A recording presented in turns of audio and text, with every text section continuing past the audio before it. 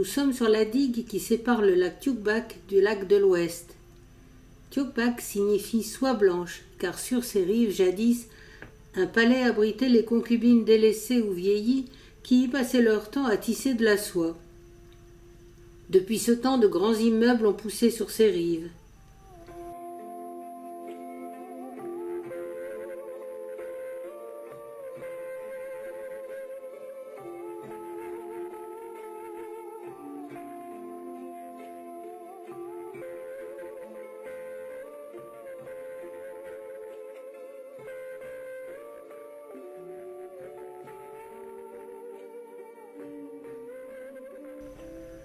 La traversée est un peu sportive, mais aujourd'hui la circulation est plutôt calme.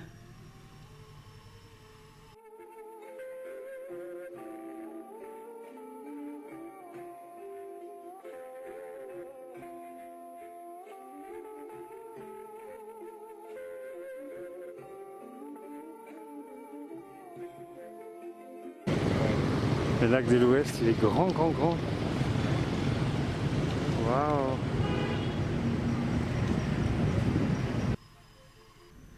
Le lac de l'Ouest, aussi appelé Taïwo, occupe un ancien bras du fleuve Rouge.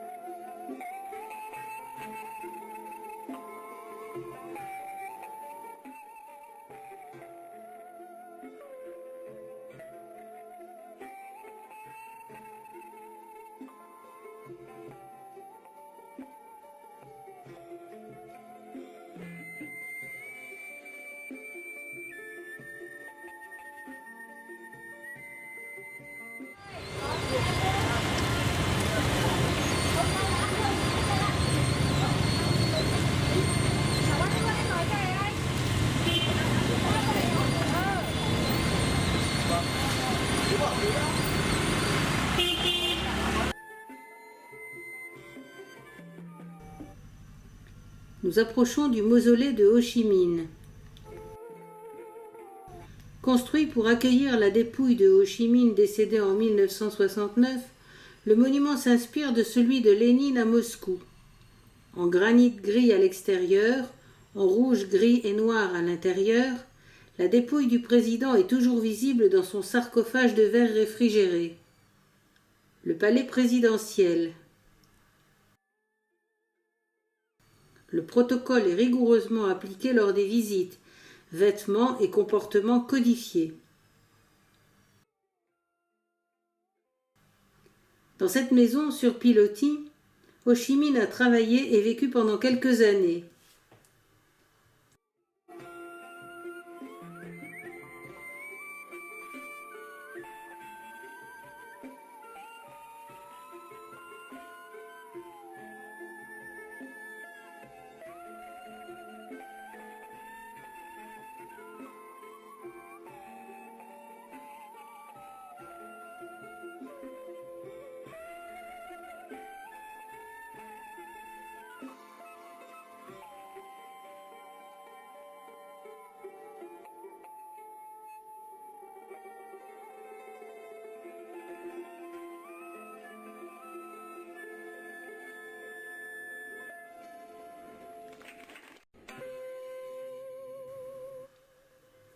Un détour par l'arrière du mausolée et on replonge dans la circulation incessante.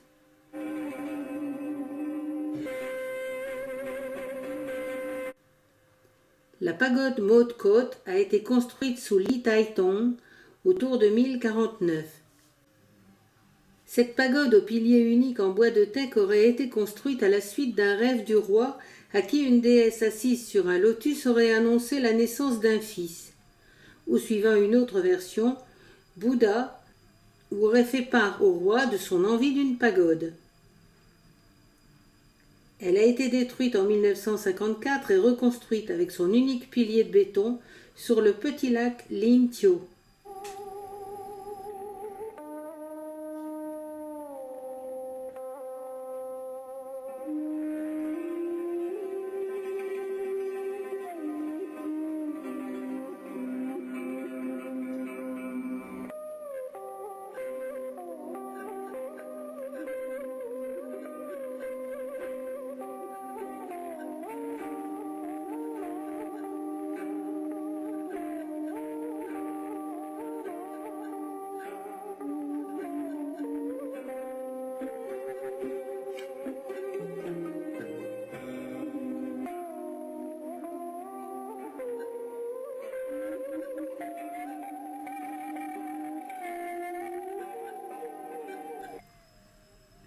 Chuatranco. La pagode a été construite au VIe siècle sous l'oreille de Li Namde sur les rives du fleuve Rouge. En 1615, les rives instables devenant un danger pour la pagode et les pèlerins, le gouvernement la déplace pièce par pièce sur l'île de Kimgü, sur le lac de l'Ouest.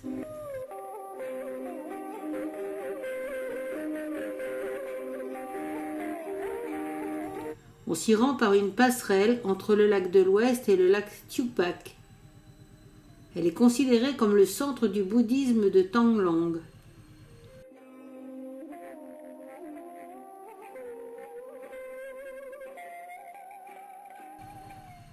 À l'entrée de la première enceinte se dressent les tours relatant la vie des quartiers de Vinhu et de Kangyong, datant du XVIIIe siècle. En 1998, un grand stupa de 11 étages a été construit au milieu du groupe. C'est le stupa du lotus. Chaque étage hexagonal comporte 6 portes cintrées, avec chacune une statue de Bouddha Amitabha. Au sommet, un chandelier en forme de fleur de lotus ouvre 9 branches en pierre dure. En 1842, la pagode a changé de nom et est devenue Trangbak, qui signifie gardien du Nord. Mais les Hanoïens actuels continuent d'utiliser le nom ancien. Le bouddhisme a été fondé par Siddhartha Gautama et c'est une doctrine philosophique basée sur le respect de la vie sous toutes ses formes, sur la bienveillance et la tolérance. Le titre de Bouddha signifie l'éveillé et l'éveil est le bodhi. Et pour parvenir à l'éveil, il implique de dépasser l'ego et l'illusion, le désir et l'envie, la souffrance et l'insatisfaction pour atteindre la vacuité du nirvana.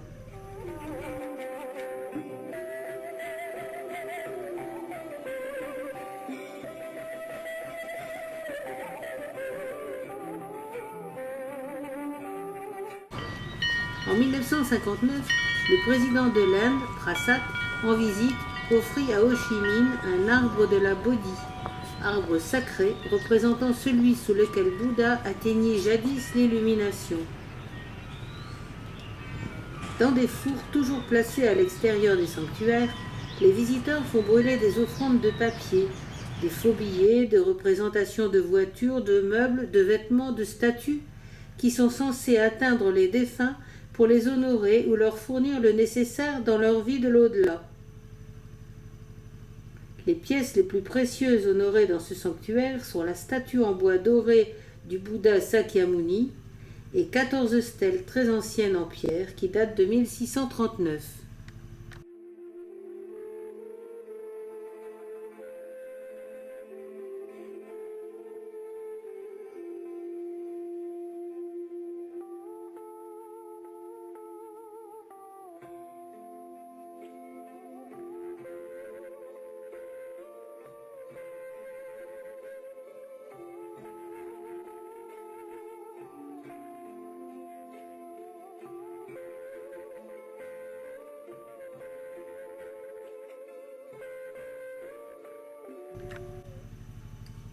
À l'intérieur du sanctuaire, outre quelques dons que l'on offre pour l'entretien des locaux, les fidèles brûlent de l'encens généralement.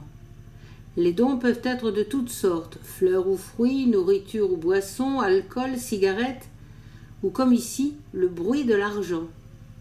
Ces dons sont supposés inciter les anciens ou les bodhisattvas à protéger leur famille.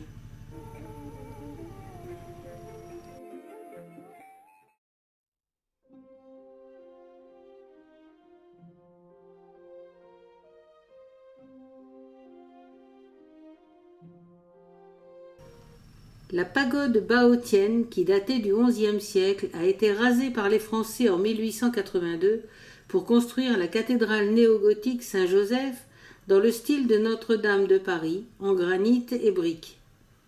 Elle a été inaugurée en 1886. Après l'ère colonialiste, la cathédrale fut laissée à l'abandon dans le Vietnam bouddhiste et communiste.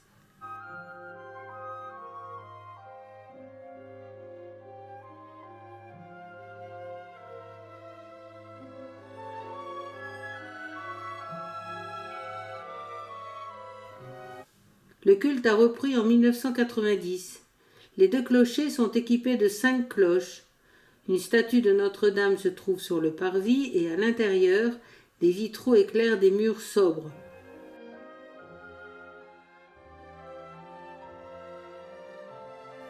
Saint-Joseph et Marie ont leurs autels. On y trouve aussi les reliques du père André Tranandouclac, qui fut décapité au XVIIIe siècle.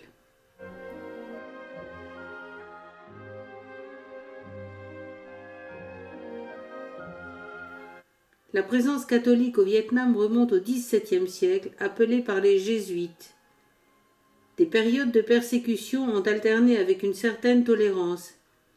C'est le jésuite Alexandre de Rhodes qui mit au point le Coc Ngu, alphabet romanisé de l'écriture vietnamienne qui est encore utilisé de nos jours. Le culte est libre, mais le nombre des ordinations est limité et l'enseignement laïcisé. Il y a environ 200 000 protestants dont l'activité est également limitée par le gouvernement.